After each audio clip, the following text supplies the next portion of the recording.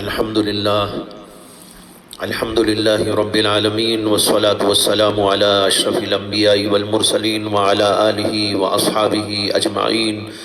ومن تبعہم بإحسان الی یوم الدین، اما بعد۔ حضرات گرامی قدر، رمضان مبارک ہم سے قریب تر ہوتا جا رہا ہے اور اب تب میں آنے ہی جا رہا ہے۔ میں تمام برادران اسلام کو رمضان مبارک کی مبارکبادی پیش کرتا ہوں اور دعا کرتا ہوں کہ اللہ تعالیٰ اس رمضان کو تمام اہل ایمان کے لیے باعث رحمت و برکت بنائے اور اس کی برکتوں سے ہمیں استفادے کی توفیق مرحمت فرمائے اور تمام دنیا انسانیت کے لیے بھی اس کو خیر کا، سعادت کا ذریعہ بنائے۔ بھائیو، ہمیں یہ بات معلوم ہے کہ یہ مہینہ بڑی برکتوں اور رحمتوں کا مہینہ ہے اور اس کی اسلام میں بڑی اہمیت اور عظمت بتائی گئی، جیسے کہ احادیث نبویہ میں نبی اکرم صلی اللہ علیہ وسلم سے یہ باتیں ثابت ہیں۔ حضرت ابو ہریرہ رضی اللہ تعالی عنہ سے ایک لمبی حدیث میں مروی ہے کہ اللہ کے رسول علیہ السلام نے ارشاد فرمایا: ما مر بالمسلمین شہر خیر لہم منہ، مسلمانوں پر کوئی مہینہ رمضان سے زیادہ بہتر نہیں گزرا۔ معلوم ہوا کہ رمضان تمام مہینوں میں سب سے زیادہ افضل اور خیریت والا مہینہ ہے۔ ایک حدیث میں یہاں تک فرمایا اللہ کے نبی علیہ السلام نے: لو یعلم العباد ما فی رمضان لتمنت امتی ان یکون رمضان السنۃ کلہا۔ فرمایا کہ اگر بندوں کو پتہ چل جائے کہ رمضان میں کیا خیر اور خوبی اور برکت رکھی ہوئی ہے تو میری امت اس بات کی تمنا کرے گی کہ رمضان تو پورا سال رہے، مگر چونکہ یہ فضائل اور یہ خوبیاں اور یہ کمالات اور برکات ہمارے علم میں نہیں ہے، اس لیے ہم پورے سال کے بجائے ایک ہی مہینے پر اکتفا کر لیتے۔ اگر کوئی آدمی اس حدیث میں غور کرے تو اسے اندازہ ہوگا کہ اس کے اندر بے شمار خوبیاں اور بے شمار کمالات اور برکات رکھے ہوئے ہیں۔ لہذا رمضان مبارک کو بڑے اہتمام کے ساتھ اللہ کی عبادتوں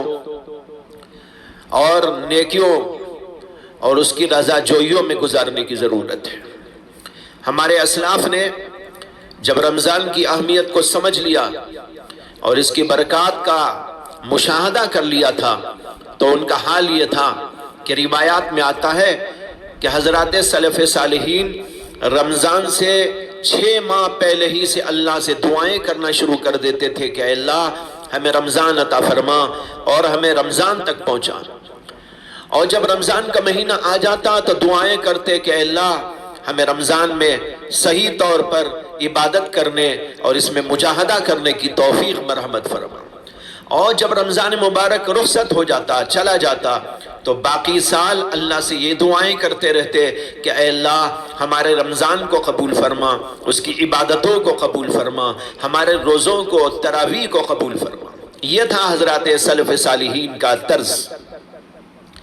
محترم حضرات، اب غور کیجئے کہ رمضان مبارک میں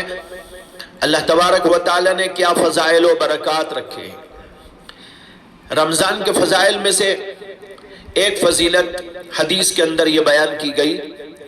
اذا جاء رمضان فتحت ابواب الجنہ وغلقت ابواب النار وصفدت الشیاطین۔ رمضان جب آتا ہے تو جنت کے دروازے کھول دیے جاتے ہیں، دوزخ کے دروازے بند کر دیے جاتے ہیں اور شیاطین کو بھی بند کر دیا جاتا ہے۔ علماء لکھتے ہیں کہ جنت کے دروازے کھول دینے سے اشارہ ہے اللہ کی رحمتوں کے دروازے کھول دیے جانے کی طرف۔ بعض روایات میں اس حدیث کے اندر ابواب الرحمہ کے الفاظ بھی آئے، کیونکہ جنت اللہ کی رحمت کی مظہر ہے، اس لیے بعض جگہ پر جنت کا ذکر آیا اور بعض جگہ پر رحمت کا ذکر آیا، اور دوزخ کے دروازے بند کر دیے جانے سے اشارہ ہے اس بات کی جانب کہ اللہ تعالیٰ اپنا غضب اور ناراضی بندوں سے اٹھا لیتے ہیں۔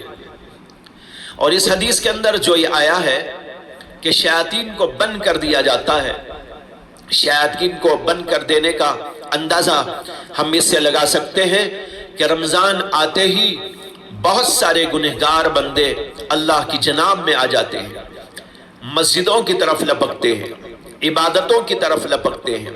روزے رکھتے ہیں، نمازیں پڑھنے لگتے ہیں، ذکر کرنے لگتے ہیں، تلاوت کا اہتمام کرنے لگتے ہیں، گناہوں سے باز آ جاتے ہیں، شرابی باز آ جاتا ہے، زناکار باز آ جاتا ہے، اور مختلف قسم کے گنہگار اپنے گناہوں سے توبہ کر کر کے اللہ کی جناب کے اندر آ جاتے ہیں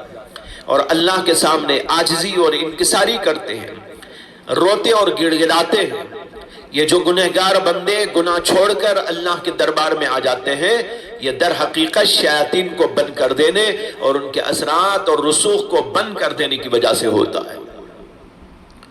رمضان مبارک کی ایک فضیلت یہ بیان کی گئی ہے، ایک حدیث میں آتا ہے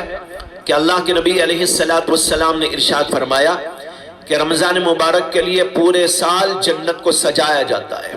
یعنی روز روز اس کی سجاوٹ ہوتی رہتی ہے، یہاں تک کہ رمضان مبارک کا مہینہ آتا ہے تو پورے طور پر اس کو سجا کر رکھ دیا جاتا ہے۔ معلوم ہوا کہ رمضان کی ایک بڑی فضیلت یہ بھی ہے۔ ایک فضیلت حدیثوں میں یہ آئی ہے، حضرت ابو سعید خدری رضی اللہ تعالی عنہ فرماتے ہیں کہ رسول اکرم صلی اللہ علیہ وسلم نے فرمایا، بلا شبہ اللہ تعالیٰ کی جانب سے رمضان میں ہر رات اور دن میں جہنم سے قیدیوں کو آزاد کیا جاتا ہے، یعنی جو جہنمی ہیں جن کے اوپر جہنم کو لکھ دیا گیا ہے، اللہ تبارک و تعالی رمضان مبارک کی برکت سے ان کو جہنم سے آزادی کا فرمان عطا کرتے ہیں۔ اور فرمایا کہ ہر مسلمان کے حق میں ہر دن اور رات میں ایک دعا ضرور قبول ہوتی ہے۔ کتنی بڑی عظیم فضیلت ہے کہ ہر مومن کی ایک نہ ایک دعا ہر روز قبول ہوتی ہے۔ ایک فضیلت یہ بیان کی گئی، حضرت سلمان فارسی کی ایک حدیث میں آتا ہے کہ اللہ کے رسول صلی اللہ علیہ وسلم نے فرمایا کہ جو شخص اس مہینے میں نفل عبادت کر کے اللہ کا قرب حاصل کرنا چاہتا ہے، وہ اس شخص کے مانند ہے جو اور دنوں میں فرض ادا کرے۔ جو اس مہینے میں ایک فرض ادا کرے وہ اس آدمی کی طرح ہوگا جیسے دوسرے دنوں کے اندر کوئی 70 فرض ادا کرے۔ بھائیوں اور بہنوں، ان حدیث سے معلوم ہوا کہ رمضان مبارک میں جنت کے دروازے کھول دیے جاتے ہیں، دوزخ کے دروازے بند کر دیے جاتے ہیں، شیاطین کو بند کر دیا جاتا ہے، جنت کو سجایا جاتا ہے، اعمال کا اجر و ثواب بڑھا دیا جاتا ہے، نفل کا فرض کے برابر اور فرض کا 70 فرضوں کے برابر، اور ہر مومن کی ایک دعا دن اور رات میں ضرور قبول کی جاتی ہے، جہنمیوں کو دوزخ سے آزادی عطا کی جاتی ہے۔ یہ سارے فضائل ہیں رمضان مبارک کے،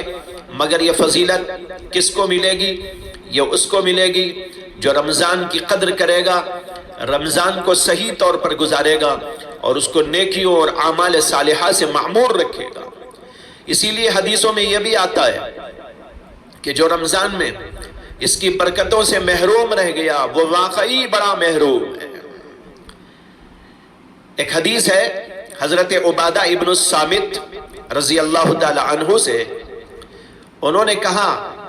کہ ایک مرتبہ جب رمضان آ چکا تھا، رسول اکرم صلی اللہ علیہ وسلم نے فرمایا رمضان کا مہینہ آ چکا ہے جو بڑی برکتوں والا مہینہ ہے، جس میں اللہ تبارک و تعالی تمہیں اپنی رحمت سے ڈھانپ لیتے ہیں،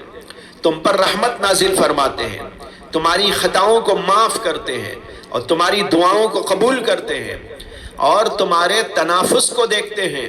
یعنی ایک دوسرے سے نیکیوں میں بڑھنے کا اور ریس کرنے کا جو سلسلہ ہوتا ہے اللہ اس کو دیکھتے ہیں اور ملائکہ پر فخر فرماتے ہیں۔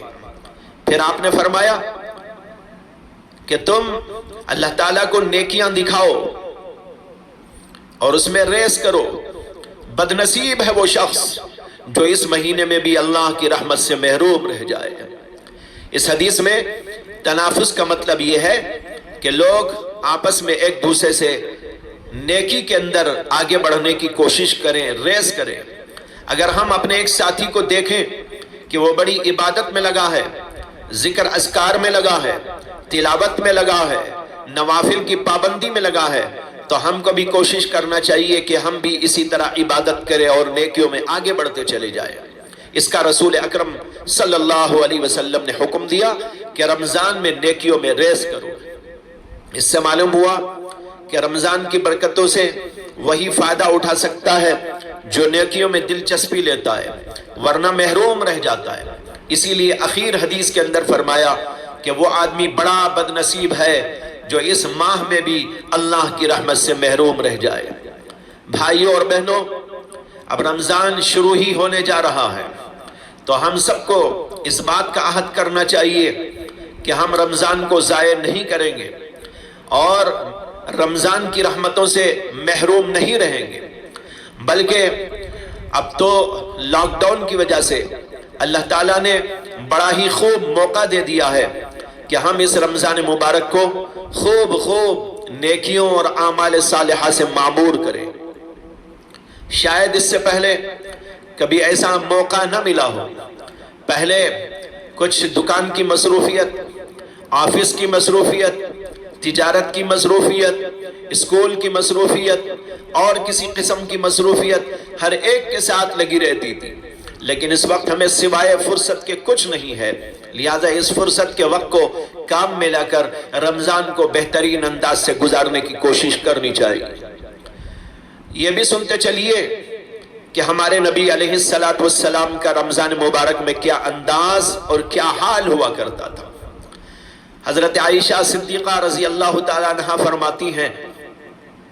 काना रसूलुल्लाह सल्लल्लाहु अलैहि वसल्लम इज़ा दख़ल रमज़ान शद्द मिज़रहु सुम्मा लम याति फ़िराशहु हत्ता यंसलिख़। इसका तर्जुमा यह है कि हज़रत आयशा सिद्दीक़ा फरमाती है कि जब रमज़ान दाखिल हो जाता तो अल्लाह के रसूल अलैहिस्सलातु वस्सलाम अपनी इज़ार को कस कर बांध लेते। मतलब यह है कि खूब अच्छी तरह इबादत के लिए तैयार हो जाते।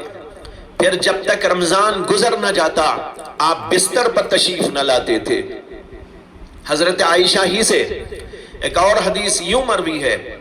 कि उन्होंने फरमाया, इज़ा दख़ल रमज़ान तग़य्यर लौनुहु व कसरत सलातुहु वब्तहला फ़ी दुआ व अशफ़क़ मिन्हु। जब रमज़ान आता रसूल अकरम सल्लल्लाहु अलैहि वसल्लम का रंग बदल जाता और आपकी नमाज ज़्यादा हो जाती और आप दुआ में गिड़गिड़ाने लगते और रमज़ान की हिर्स किया करते थे। लिहाजा हमें भी रमज़ान के लिए ख़ुद को तैयार कर लेना चाहिए और इसमें हमें चंद बातों का एहतमाम करना चाहिए। सबसे पहले तो रोज़े का एहतमाम, क्योंकि वो तो हर आकिल बालिग और सेहतमंद इंसान के ऊपर फ़र्ज कर दिया गया है। अल्लाह ने कुरान में फरमाया, या अय्युहल्लज़ीना आमनू कुतिबा अलैकुमुस्सियाम कमा कुतिबा अलल्लज़ीना मिन क़ब्लिकुम लअल्लकुम तत्तक़ून। लिहाजा कोई ऐसा ना हो जो बिला वजह रोज़ा छोड़ दे। बिला वजह रोज़े को छोड़ देना सख्त तरीन गुनाह की बात है। दूसरे, नमाज तरावी का एहतमाम कि 20 रकत तरावी पढ़ा करें। अब मसाजिद में तो सिर्फ चंद लोग और मखसूस लोग पढ़ेंगे, बाकी लोग अपने अपने घरों में तरावी पढ़ने का एहतमाम करें। और अगर कोई हाफिज मौजूद है तो हाफिज के साथ पूरा कुरान करीम सुने, यह भी एक सुन्नत है। और अगर किसी को हाफिज मैसर न हुआ, उनके घरों के अंदर हाफिज कोई मौजूद नहीं है, तो जो कुछ याद हो उसी को लेकर पढ़े और कम से कम अलम तरा कैफ से 2 मरतबा इसको दोहरा कर 20 रकत पढ़ लिया करें। और घर की औरतें भी तरावी में अगर शामिल होना चाहती हैं तो वो शामिल हो जाए, मगर नमाज में औरतें मर्दों से पीछे खड़ी हो। मर्दों की सफ़ों के अंदर अगरचे कि वो मर्द उनके अपने घर के हो, बेटा हो شوہر ہو، باپ ہو، لیکن ان کے ساتھ میں کھڑی نہ ہو بلکہ ان سے علیحدہ پیچھے کھڑی۔ اور تیسرے یہ کہ قرآن کریم کی تلاوت کا اہتمام کریں اور زیادہ سے زیادہ تلاوت کریں، کیونکہ اسی ماہ میں قرآن کریم کا نزول آسمان دنیا پر ہوا تھا، اور ہمارے نبی علیہ السلام کا معمول بھی تھا کہ آپ قرآن کریم کا دور نکالا کرتے تھے۔ چوتھی بات، بڑے اہتمام کے ساتھ تمام گناہوں سے، غیبتوں سے، چغلیوں سے اور مختلف قسم کی فضول حرکتوں سے اپنے آپ کو بچانا چاہیے، ورنہ جس طرح نیکیوں کا ثواب رمضان میں بڑھا دیا جاتا ہے، گناہوں کا وبال بھی زیادہ ہوتا ہے۔ اور پانچویں بات یہ ہے کہ دعاؤں کا خاص اہتمام کریں، اور رو رو کر، گڑ گڑا کر اللہ سے سب کچھ مانگے، اور اس وباء عظیم کے لیے بھی دعائیں کریں کہ اللہ تبارک و تعالی اپنے فضل سے، کرم سے اس کو دور کر دے، اور ہمیں مساجد میں دوبارہ جمع ہونے اور نمازیں پڑھنے، جمعہ پڑھنے، تراویح پڑھنے کا اللہ تعالیٰ موقع عطا فرمائے۔ وآخر دعوانا ان الحمد للہ رب العالمین۔